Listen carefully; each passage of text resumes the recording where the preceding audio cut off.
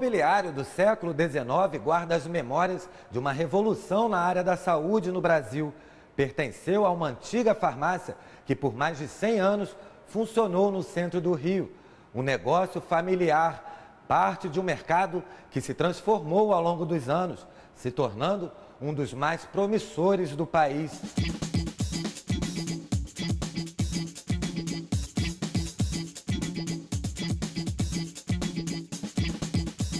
No Caminhos da reportagem de hoje, vamos discutir o crescimento da indústria farmacêutica, os fatores que influenciam o preço final dos medicamentos e o peso deles no bolso dos brasileiros.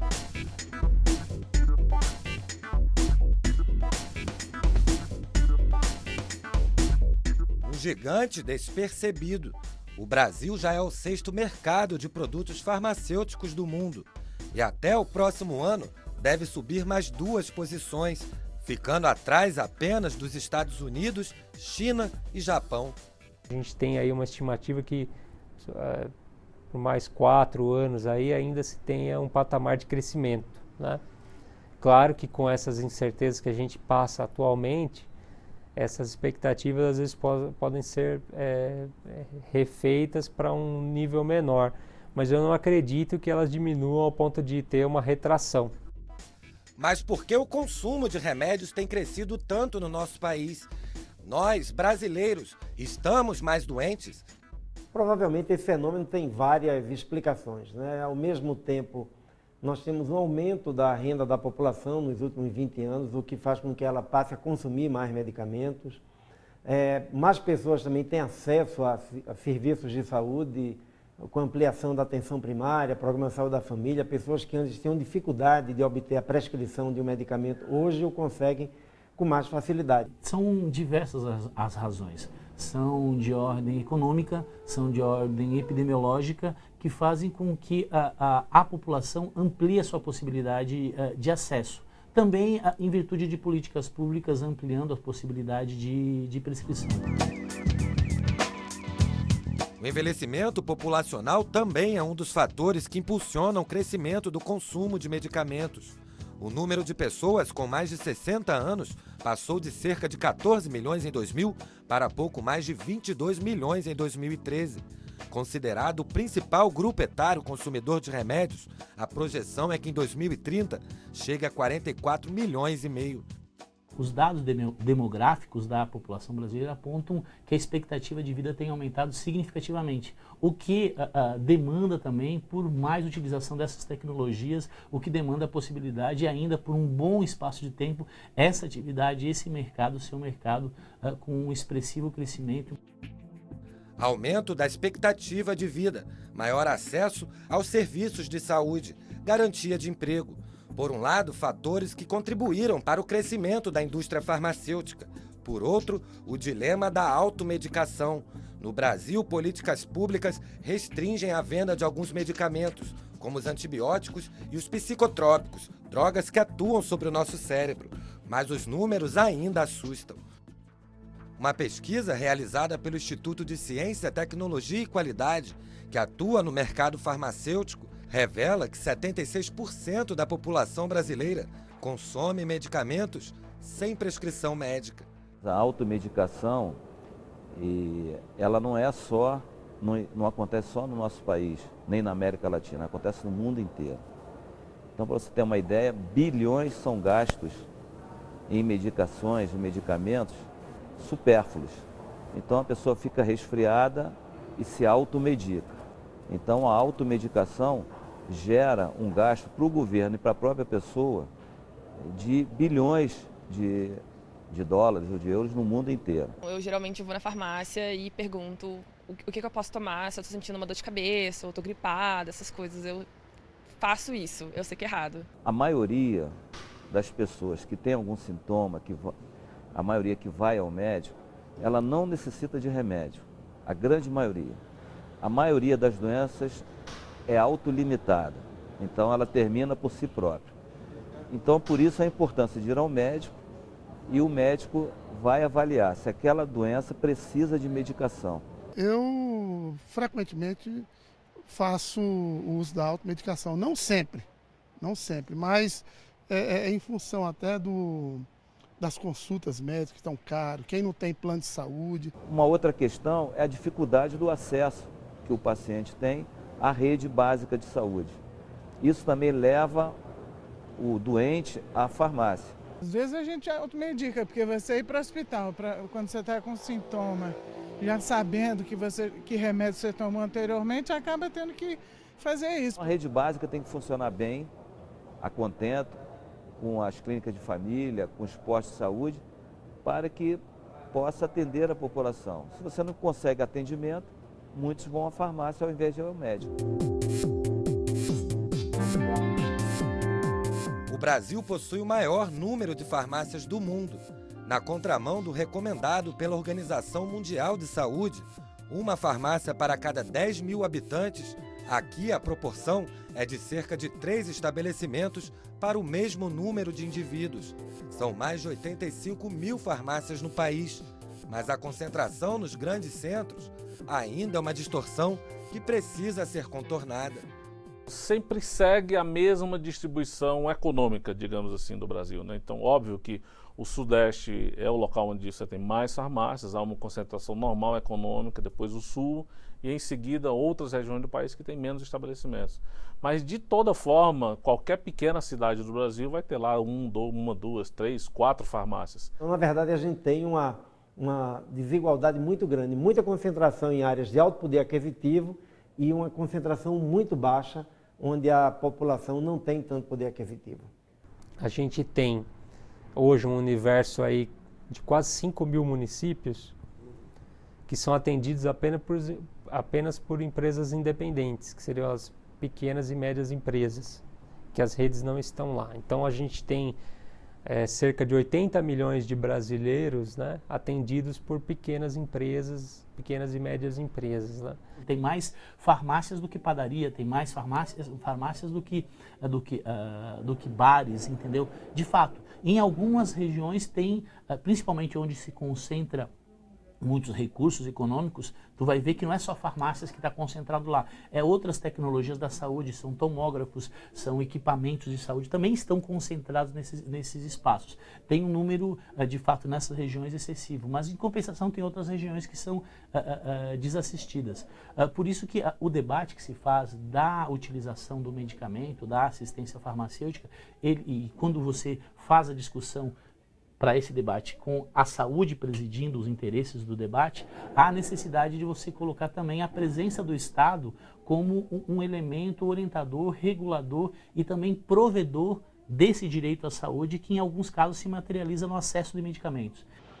O acesso a medicamentos aumentou no Brasil, mas será que os remédios ainda são muito caros? Infelizmente, deveria ser caro a pinga, a cerveja, o cigarro, não o medicamento. Nas farmácias, realmente, o custo está um absurdo. Então, se deixa de tomar o medicamento, às vezes, para poder comer ou para poder vestir.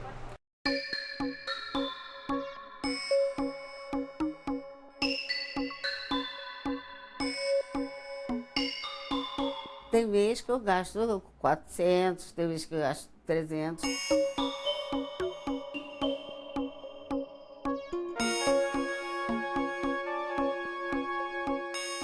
Pesa, né? Porque a gente é salariado, o salário é pouquíssimo, né? E gasta metade do remédio. Com 83 anos e com problemas de saúde, Dona Jocelina toma mais de 20 comprimidos por dia. Tem um problema renal crônico, né? E tem problema de diabetes, tem artrose, tem problema de coração, já tive 3 infartos.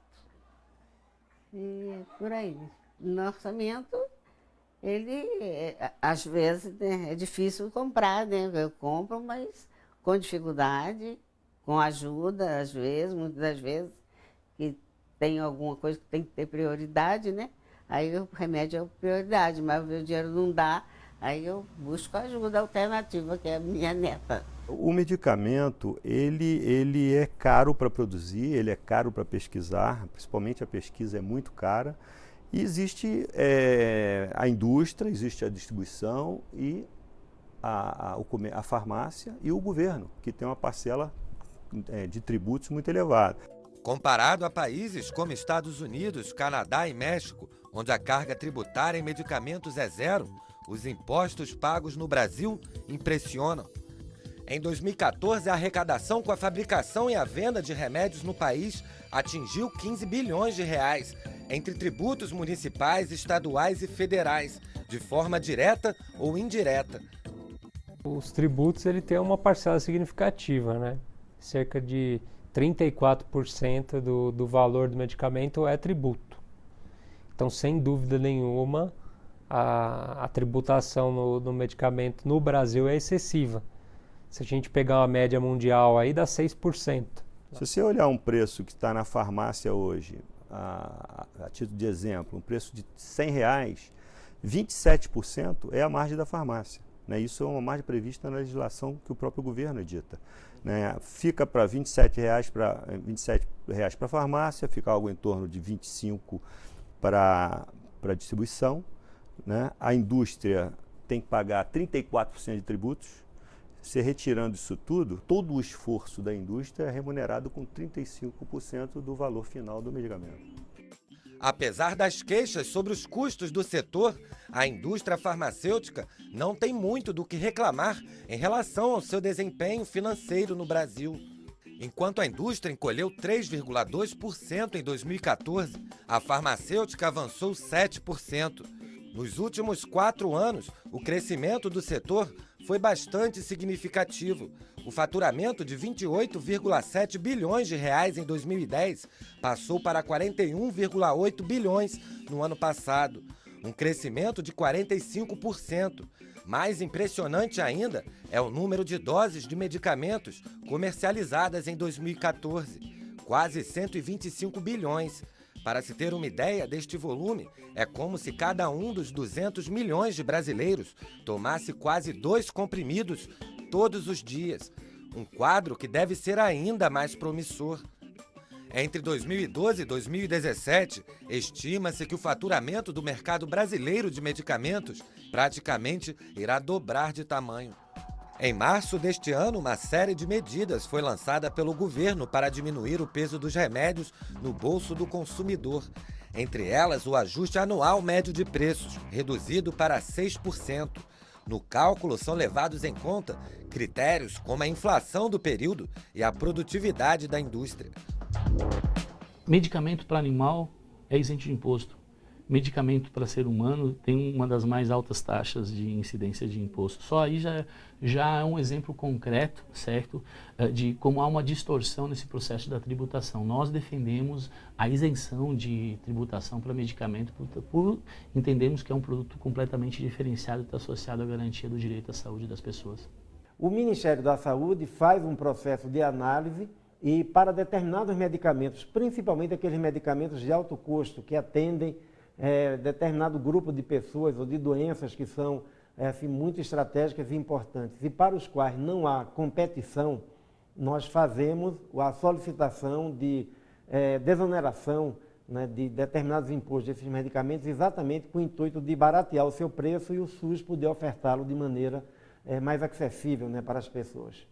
Pagar caro por um remédio é motivo certo de dor de cabeça, além de dar aquele aperto no orçamento. Mas existem formas de conseguir medicamentos mais baratos ou até de graça. No próximo bloco do Caminhos da Reportagem.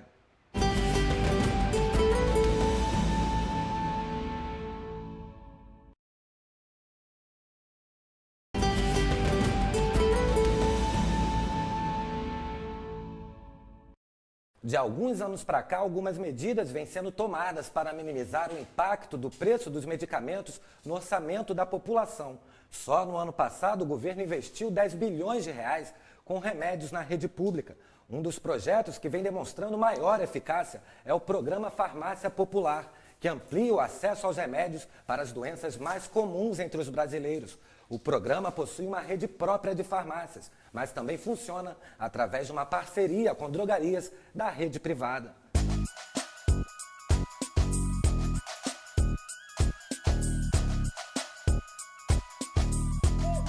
Atualmente, nas farmácias populares são oferecidos 112 medicamentos para diversos tipos de tratamento, além de preservativos masculinos e de fraldas geriátricas. Por estarem inseridos no programa, todos esses itens apresentam uma redução de até 90% do valor de mercado. E para ter acesso a remédios tão mais em conta, neste caso, basta apresentar uma receita médica e o CPF. Há 2 anos, Tássia descobriu que tinha lúpus, uma doença crônica que pode provocar inflamações na pele, em órgãos e articulações. Seu tratamento é caro e, para pagar a conta da farmácia, Tássia teve de aprender a gastar menos. Se eu for comprar na farmácia normal, eu gasto uns R$500. Se eu faço as cotações, eu gasto uns 250 por mês, assim.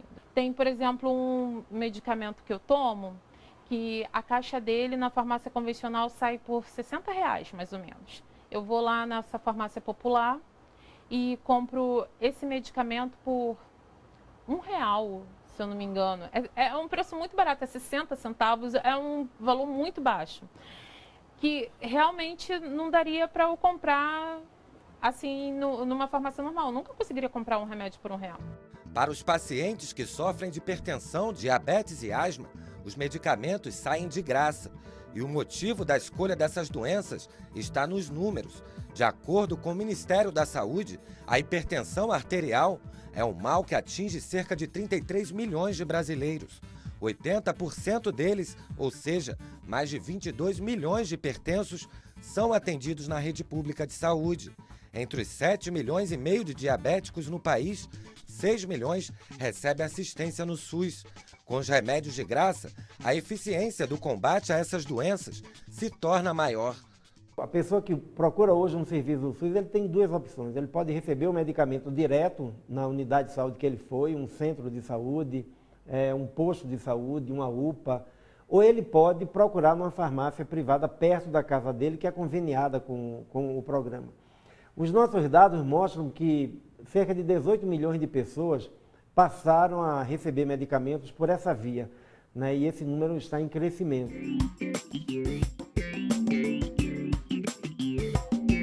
A lista de farmácias próprias ou conveniadas com o programa e a relação de medicamentos oferecidos com descontos ou de graça podem ser consultadas pela internet, através do site portal.saude.gov.br. Tássia espera que, em breve, outras doenças possam ser incluídas nessa lista da gratuidade. Online a gente tem uma rede de pessoas que têm lúpus. Em outros países, as meninas não compram nada, assim, porque elas são doentes crônicas. Então, tem uma amiga que mora na Espanha, que ela tem lúpus e ela não gasta, entendeu? O governo dá. Uma outra amiga mora na Itália, todos os gastos que ela tem com remédio, com médico, com tudo, ela junta os comprovantes, no final do ano ela consegue de volta aquele dinheiro. Eu não consigo esse dinheiro de volta. Enquanto isso, o jeito é pesquisar preços. Tem alguns sites na internet que a gente pode fazer uma pesquisa e, através dessa pesquisa, eles procuram todos os sites de farmácia que tem online e aí eles te dão os melhores preços. E você pode jogar pelo CEP, qual tem mais próximo da sua casa.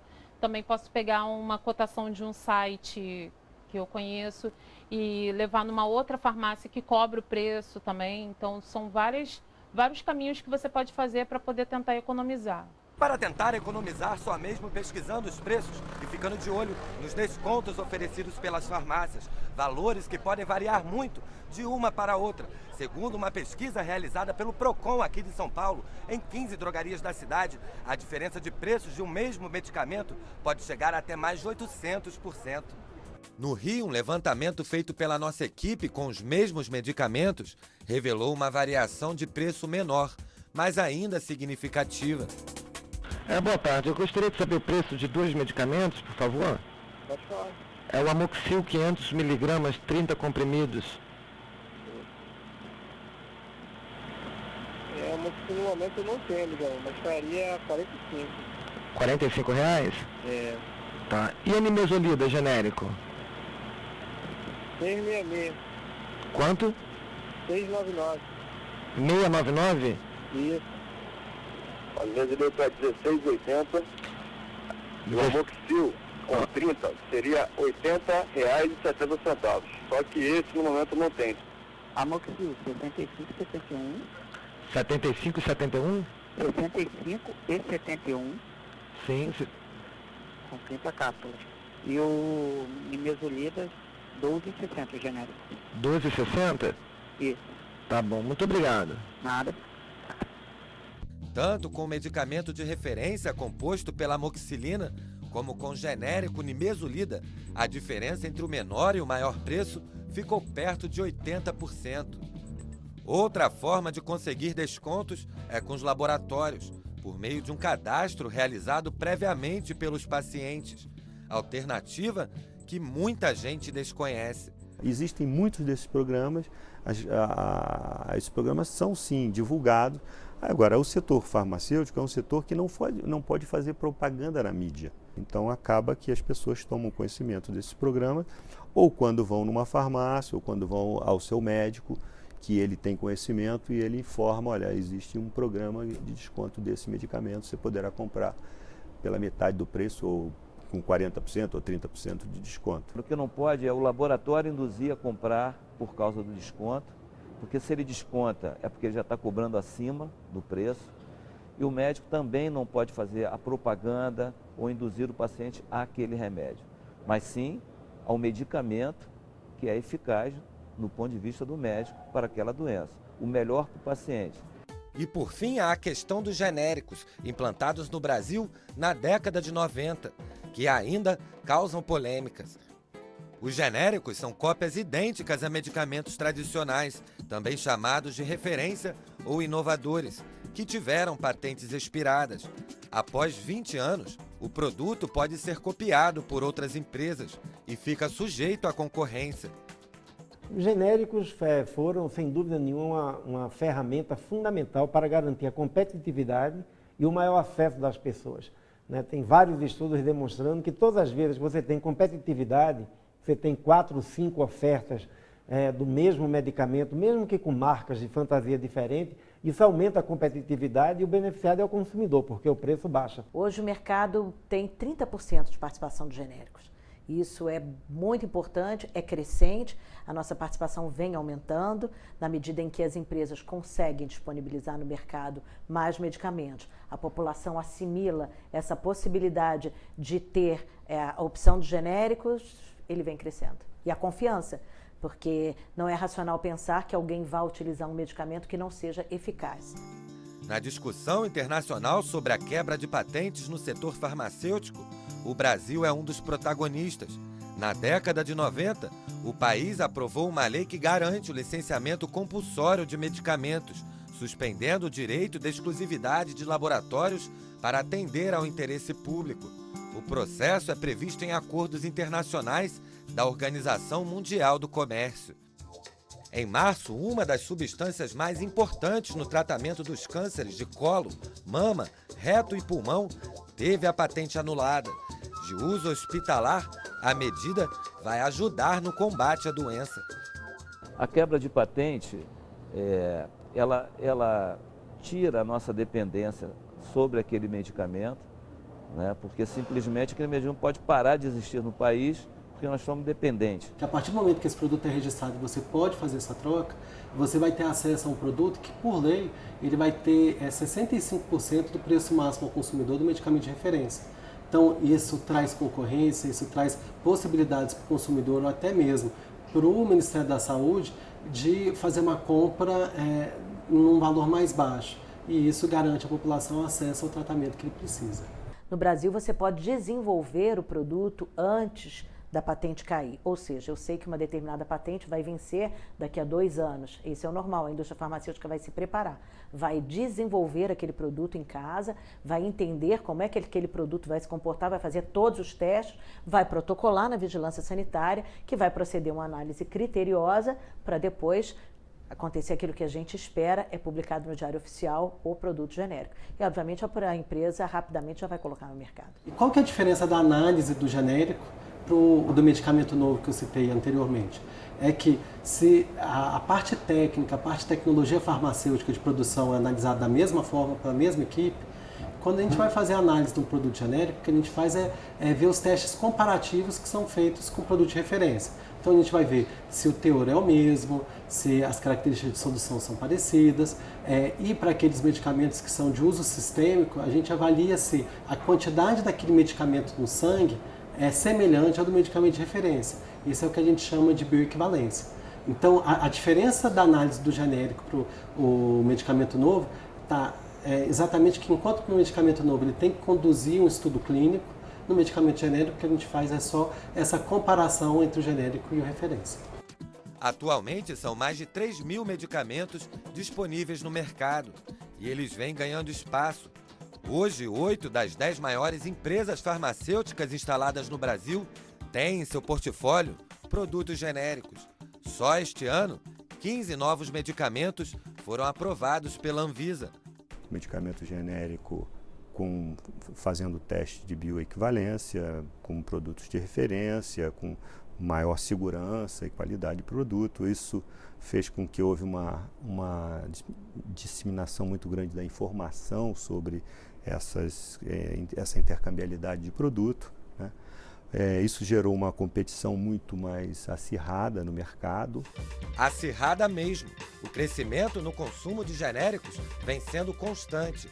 Só em relação ao ano anterior, o faturamento deste segmento da indústria farmacêutica subiu 18,5% em 2014 e beira os 14 bilhões de reais.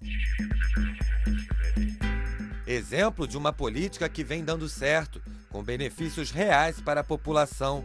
Uma pesquisa recente do Instituto Close-Up, responsável por auditar os receituários no país, indica que os genéricos já respondem por 65% do volume das prescrições médicas. Nas farmácias, qualquer um pode exigir o genérico. O consumidor pode ficar tranquilo e, inclusive, um dos trabalhos da associação é dentro de uma publicação que a gente tem aqui, que a gente solta para os nossos associados, para as farmácias, está lá uma listagem dos medicamentos genéricos, além da nossa listagem que isso está na farmácia, tem no site da Anvisa também para o consumidor consultar. Não pode ser induzido o paciente nem o médico a orientar para o remédio A, B ou C.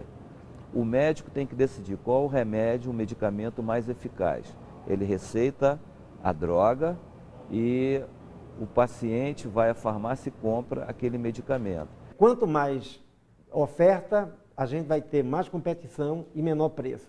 Então eu creio que ele, sem dúvida nenhuma, cada vez mais os médicos brasileiros precisam, ao prescrever um antibiótico, um medicamento para dor, um anti-inflamatório, seja que tipo de medicamento for, colocar as opções, né? Buscando colocar o nome da substância e não só o nome de fantasia, de maneira que na farmácia, quando a pessoa vai comprar, ela tenha condições de decidir, né? E sabendo que o genérico tem a mesma qualidade do de referência, buscar qual que está mais barato naquele momento. Os desafios para superar doenças que atingem as populações mais pobres. As pesquisas de novas drogas no Brasil, no próximo bloco.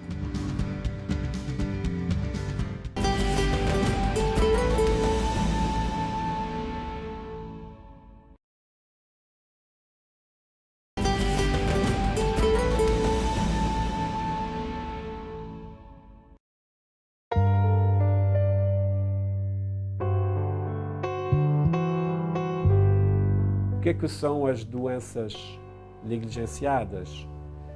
São justamente doenças que tocam uma grande parte da nossa população aqui no Brasil, mas uma grande parte da humanidade, a grande maioria da humanidade, mas pela qual, porque tratam-se de populações muito pobres, sem poder de compra, não foram priorizados pela lei do mercado, né? Segundo a Organização Mundial de Saúde, as doenças negligenciadas atingem cerca de 1 bilhão de pessoas no mundo, sendo metade crianças que vivem em regiões mais pobres. Instalada no Brasil, a DNDi América Latina, sigla em inglês para Iniciativa de Medicamentos para Doenças Negligenciadas, tenta mudar esse cenário por meio de parcerias com instituições, governos e laboratórios. Em menos de 10 anos, o Instituto já desenvolveu e disponibilizou 6 novas drogas, doenças como leishmaniose, malária e chagas, que agora possuem tratamentos mais baratos, mais curtos e mais eficazes. Muitas vezes, doença negligenciada é sinônimo de falta de medicamentos ou falta de acesso a determinados medicamentos, por preços muito altos, fármacos que são muito antiquados, tóxicos. Realmente doenças pelas quais tem havido pouca atenção pública e privada, né? Populações que sofrem as doenças negligenciadas, acho que podemos chamar de populações negligenciadas. A esquistossomose é um mal que ainda assombra o país. Estima-se que no Brasil existam milhões de casos, sendo que os maiores índices se concentram na região Nordeste. O Maranhão é um dos estados mais atingidos. 1 em cada 5 municípios sofre com o problema. Uma doença negligenciada que o Brasil não conseguiu erradicar. Não chegaria a dizer que se pudesse erradicá-las, mas pelo menos diminuir bastante o acometimento dessas pessoas bastante carentes que precisam de uma assistência do poder público, uma assistência do meio acadêmico, quem trabalha com esse tipo de parasitose. E realmente é indignante a gente ver as pessoas morrendo de uma parasitose perfeitamente evitável, perfeitamente curável. Doença causada por condições socioeconômicas adversas, associada principalmente à falta de saneamento básico. A esquistossomose afeta cerca de 200 milhões de pessoas no mundo. A esquistossomose, ela só ocorre porque dejetos de homens e pessoas contaminadas são colocados em contato com água. Como é uma doença que existe em 2 hospedeiros, um caramujo que vive no meio hídrico, ela então, as fezes contaminam esse caramujo e o caramujo, após algum tempo, em torno de um mês, elimina uma outra larva que retorna e contamina o hospedeiro definitivo, que é o homem. Então tem uma relação direta com a água, fezes ao ar livre e águas paradas. A fossa é jogada diretamente no campo. Aqui eu tenho sanitário, mas o vizinho ali de trás não tem e outras pessoas mais, que acabam jogando diretamente aí por isso que eu te falei, que acaba contaminando mais ainda o solo e o campo também em geral. No Brasil, são muitos carentes de dados estatísticos. Por exemplo, aqui no Maranhão, não sabemos exatamente quantos pacientes acometidos e quantos pacientes vão a óbito, porque nós temos muitos casos subnotificados, casos não notificados, de pacientes como a gente na periferia aqui da cidade, pacientes que são assintomáticos, positivos, assintomáticos, que não entram na estatística de esquistossomose, porque não procuram o sistema de saúde. E eles, no entanto, continuam disseminando ovos e contaminando caramujo. Meu pai teve. Inclusive, ele morreu com esse tipo de problema, né? Mas eu nunca tive, até hoje. Tenho medo. Mas meu pai já teve, o vizinho aqui do lado tem. E outras pessoas mais já tiveram. Aqui meus vizinhos. Muitos estão tendo problema com esse tipo de doença. A barriga d'água, né? Esquistossomose. Para piorar a situação dos moradores da cidade de São Bento, que fica a pouco mais de 100 quilômetros da capital São Luís, vive na região um tipo de roedor que, além do caramujo, também é transmissor da doença. E boa parte de seus 40 mil habitantes se concentra em áreas rurais. Na última década, por exemplo, a nível global, no mundo todo, 4% dos medicamentos inventados foram para as doenças negligenciadas. E sabendo que a grande maioria da população mundial sofre destas doenças. Então há um desequilíbrio aqui muito profundo, grave, que tem como consequências muitas mortes e muitas pessoas que chegam nos sistemas de saúde e doenças que poderiam ser evitadas, né? As casas que não têm esse sanitário adequado, né? Providenciar para as famílias que não podem ter, que muitos não podem ter. E até mesmo tirar algumas pessoas que estão fazendo suas residências na beira do campo, né? Que acaba poluindo mais e mais ainda. Eu acho que deveria ser feito isso, né? Doar, o governo doar alguns materiais para construir essas fossas mesmo, para poder diminuir a poluição do campo. E aglomerar mais, e ter mais casos dessa doença, né? Acabar combatendo dessa maneira, dessa forma. Eu tenho 4 filhos, eu tenho medo que eles tenham, porque eles sempre estão aí dentro dessa água, né? Aí não tem como.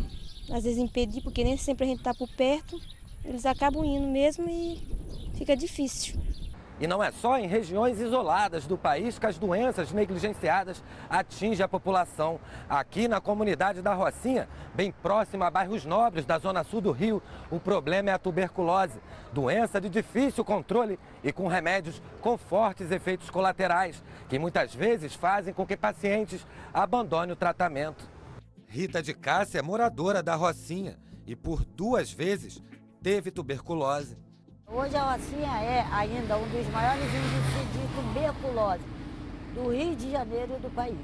E a gente sabe que esse índice tem alguns fatores que favorecem. Primeiro, geograficamente, aonde ela se localiza. Segundo, pela construção desordenada das moradias. A Rocinha primeiro cresceu no seu horizontal e hoje verticalmente.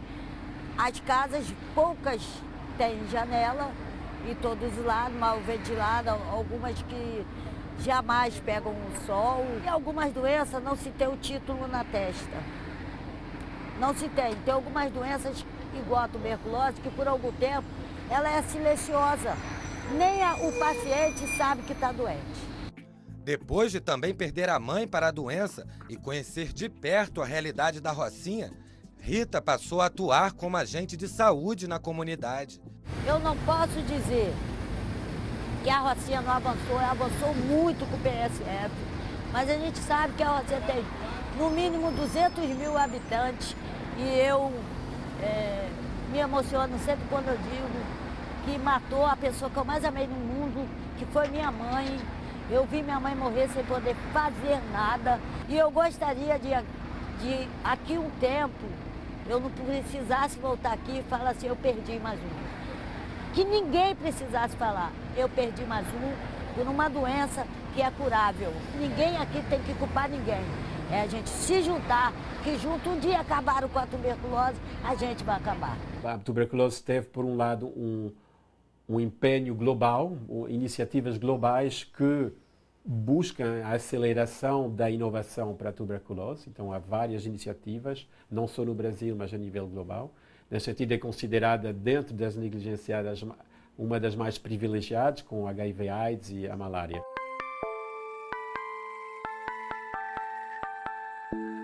Outra doença também do grupo das negligenciadas, a AIDS, é uma das que mais recebem recursos no mundo para pesquisa e desenvolvimento, segundo o relatório de 2014 da GFinder.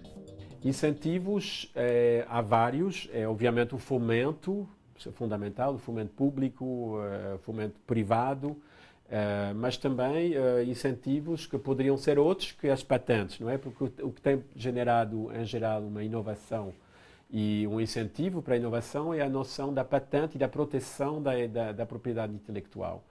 Nós achamos, para o âmbito da saúde, que esta visão é antiquada. Hoje em dia tem que se pensar em modelos de inovação abertos, onde a pesquisa é incentivada e ajudada através de prémios, através de outras formas de retribuição do esforço para a inovação.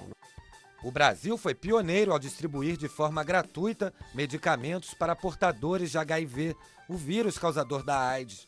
Hoje o país é referência mundial no enfrentamento à doença, garantindo acesso aos antirretrovirais, remédios que impedem a multiplicação do vírus no organismo. O benefício atende a mais de 300 mil pessoas que fazem um tratamento pelo SUS, o Sistema Único de Saúde. Dos 20 retrovirais oferecidos, 8 são produzidos aqui mesmo no Brasil, pela Pharmanguinhos, laboratório público federal integrado à Fundação Oswaldo Cruz. Esse é um programa ímpar, né? Nenhum outro país, até o momento, faz uma distribuição 100% subsidiada dos medicamentos para o tratamento da AIDS, né? Tanto que o Brasil é exemplo para o mundo todo de um sistema universal que tem essa prática, né? O papel nosso, nós vemos como uma missão de Pharmanguinhos, a missão da instituição, que é exatamente atuar nesse vazio que é deixado pela indústria pela sua falta de interesse econômico.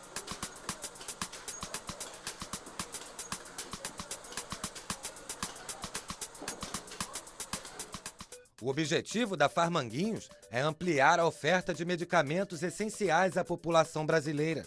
Para facilitar esse processo, foram criadas parcerias de desenvolvimento produtivo, as chamadas PDPs. Graças a esse sistema, o laboratório da Fiocruz vai passar a produzir medicamentos para doenças como o mal de Parkinson e alguns tipos de câncer. A ideia das parcerias é promover a transferência de tecnologia de entidades privadas para as públicas. Com a produção em território nacional, o governo pretende economizar, diminuir a dependência dos importados e abastecer melhor o SUS. São parcerias que são feitas entre laboratórios oficiais e empresas privadas. Num prazo tempo que varia de 5 e pode até chegar a 10 anos, agora no novo marco estabelecido pelo Ministério da Saúde, onde há o repasse da tecnologia para o laboratório oficial da produção farmacêutica e que obrigatoriamente também deve-se haver o repasse da tecnologia para a produção do insumo farmacêutico ativo para uma indústria farmacoquímica nacional. Então a ideia é que você com isso fortaleça no país o aspecto da indústria farmacoquímica e farmacêutica e você com isso consiga ter soberania na produção no nosso país. Por exemplo, hoje nós não produzimos uma gota, né, vamos usar esse termo, apesar dele não estar correto, mas não produzimos nada do insumo farmacêutico ativo relacionado aos antibióticos. Então, toda a matéria, todo o IFA relativos aos antibióticos no nosso país são importados. Se amanhã houver uma interrupção desse fornecimento para o nosso país, nós estaremos numa situação muito crítica. Até 2017, as parcerias firmadas vão gerar para o país uma economia de até 2,5 bilhões de reais, segundo o Ministério da Saúde. O cálculo considera o que seria gasto dos cofres públicos para obter os mesmos remédios, insumos e equipamentos de forma direta. Apesar dos avanços, a área de pesquisa farmacêutica, onde se deposita a esperança de cura de tantas doenças, ainda tem muito a evoluir no Brasil. Temos uma dificuldade porque na cadeia de inovação farmacêutica nós no Brasil ainda temos muitos gaps, como costumamos dizer, muitos pontos falhos, o que não faz com que a gente consiga ter facilidades para poder encontrar produtos que sejam inovadores, radicalmente falando, né? Infelizmente ainda, embora teve importantes avanços com a Agenda Nacional de Pesquisa para o SUS, com as parcerias para o desenvolvimento produtivo e uma série de iniciativas bastante positivas na área de atender as doenças negligenciadas, na área de atender as demandas do próprio sistema, ainda a universidade é muito ensimismada. Ou seja, há uma falta de articulação entre o interesse da saúde pública e as pesquisas desenvolvidas pelas universidades. Nós estudamos, mas ainda não conseguimos ter uma velocidade de inclusão no mercado de produtos que sejam importantes para as doenças no nosso país. Nós temos que unir forças, né? Então, o governo, a indústria farmacêutica, os pesquisadores, cientistas, os médicos, né?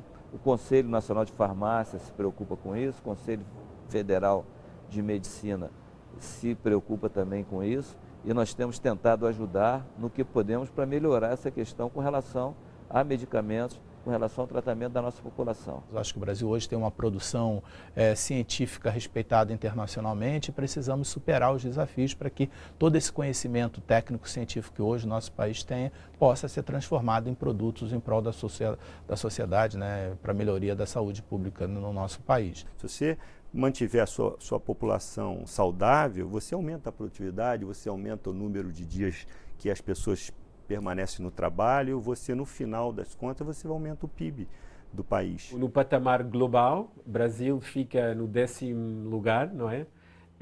Dos 2 grandes países que investem na pesquisa em doenças negligenciadas. O que isso quer dizer? 10º lugar, o que é importante, não é importante?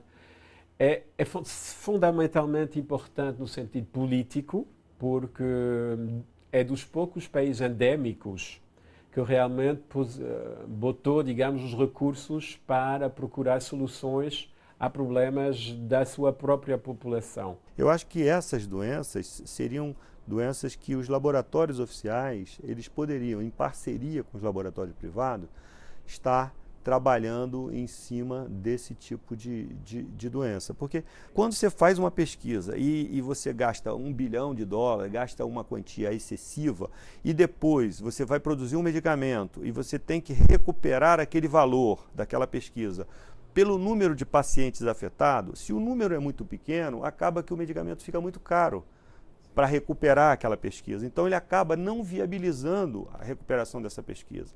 Então, precisa de que o governo, precisa que a área de saúde patrocine uma parte desses gastos para que ele possa viabilizar a pesquisa. Senão, o pesquisador privado vai investir todo aquele recurso, mas depois ele não tem como recuperar mais o recurso. Então, acaba sendo uma filantropia.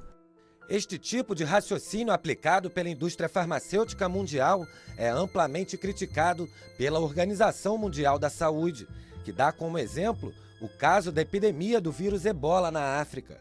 Há 40 anos, a doença ameaça grossas fatias da população daquele continente, e nem por isso as multinacionais do ramo farmacêutico apresentaram algum tipo de vacina eficiente. Segundo a direção da OMS, simplesmente porque a vacina não daria lucro. O surto de Ebola, em sua forma hemorrágica, atingiu 7 países da África Ocidental no ano passado. Cerca de 25 mil pessoas contraíram a doença e quase 10 mil morreram. Nós acreditamos que as doenças negligenciadas e a saúde em geral tem que ser preservada de uma lógica comercial. É um setor que tem que ser protegido e não equiparado a um bem comercial. Não? Isto é fundamental para poder, então, pensar modelos de inovação que sejam abertos, que sejam apoiados numa lógica de parceria. Tem que se pensar, ajudar a empresa pública e privada a pensar de outra maneira a inovação, que seja incentivada não pelo lucro, mas pelo bem público e por modelos de inovação baseados em parcerias, que haja uma perspectiva política que vá além de um governo. Tem que estas coisas, a inovação é lenta, não se faz um medicamento em 4 anos. Precisa de quase uma década para conseguir uma nova molécula ficar disponível para uma população na farmácia. Então, tem que haver uma continuidade nos esforços. Seriam extremamente beneficiados os pacientes se nós tivéssemos pesquisas nessas áreas que apontassem medicamentos orais pouco tóxicos que pudessem ser prescritos num posto de saúde. Então, sem dúvida nenhuma que hoje há uma preocupação do mundo inteiro em relação a como estimular a indústria farmacêutica a investir nessas doenças que podem ser eliminadas muito mais rapidamente se nós tivermos medicamentos melhores. Tem havido uma capacidade de inovação e uma vontade de contribuir a nível global, não é? A dificuldade tem sido mais conseguir com que este dinheiro chegue a mecanismos que sejam ágeis em relação à gestão dos projetos, em relação ao dia a dia do desenvolvimento de um projeto de inovação.